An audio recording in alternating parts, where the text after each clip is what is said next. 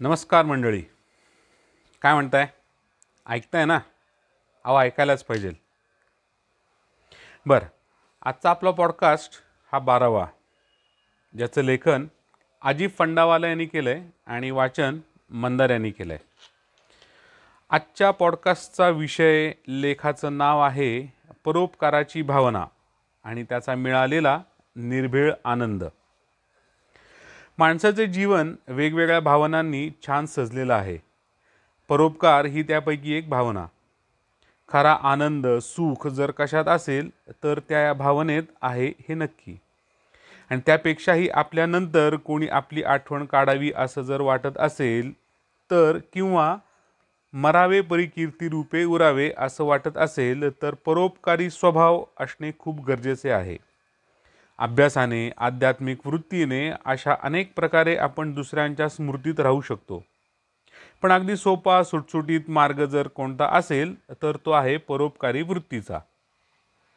फक्त त्यासाठी निस्वार्थ भावनेनं स्वतःला दुसऱ्यासाठी वाहून समर्पित करता आलं पाहिजे, इतकंच. आज जग इतकं स्वकेंद्रित झालं आहे की कोणालाही इतरांकडे बघायला वेळच नाही. मी, माझे करण्यात नाहक वेळ आणि आयुष्य वाया जात आहे हे नक्कीच. परोपकार हा शब्दच पर अधिक उपकार बरोबर परोपकार अशा प्रकारे बनला आहे. पर म्हणजे दुसरा, मी सोडून अन्य कोणीतरी. जो दुसऱ्याप्रती अडकलेला मित्र, गरजू अशा सर्वांसाठी निस्वार्थ सेवा करतो तोच परोपकारी होय. या एका गुणामुळे आपण प्राण्यांपासून वेगळे ओळखलं जातो. कदाचित याच स्वभावामुळे आपल्याला समाधान मिळतं, आनंद मिळतो आणि आपली देवत्वाकडे वाटचाल सुरू होते असं मला वाटतं. आपल्याला परोपकाराचे धडे, दाखले अगदी सगळीकडे बघायला मिळतात. उदाहरणच द्यायचं झालं तर एखाद्या नदी अगदी निस्वार्थ भावनेने वाहत असतात आणि आपल्यासाठी जीवनाचा स्रोत बनतात. नद्या पुढे जाता जाता किनाऱ्यांना समृद्ध करत आणि सुपीक करत जातात. झाडं स्वतः उन्हात पावसात उभं राहून आपल्याला सावली देतात, फळंही देतात. अशी अनेक उदाहरणे आपल्याला देता येतील. दुसऱ्यांबरोबर प्रेमळ वागणे, चिडचिड न करता त्याला जमेल तशी मदत करून त्याचं काम मार्गी लावणे हीच सुरुवात आहे परोपकाराकडे वळण्याची. एका दिवसात हे नक्कीच जमत नाही.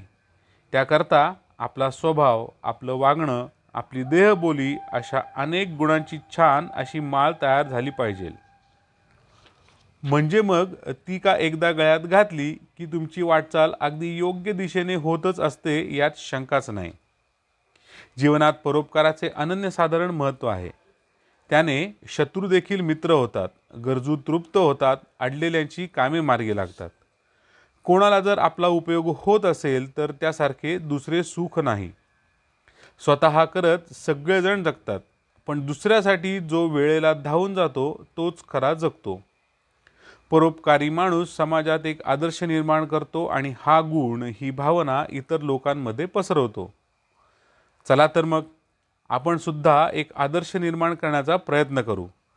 परोपकाराच्या भावनेतून निर्भेळ आनंद मिळवूयात. तर मंडळी, आजचा पॉडकास्ट तुम्हाला कसा वाटला हे मला नक्की कमेंट करून सांगा. आणि लाईक, शेअर, सबस्क्राईब करा आणि पुढे पाठवा. म्हणजे एखाद्याला परोपकाराची भावना याचा निर्भेळ आनंद नक्कीच मिळेल. धन्यवाद.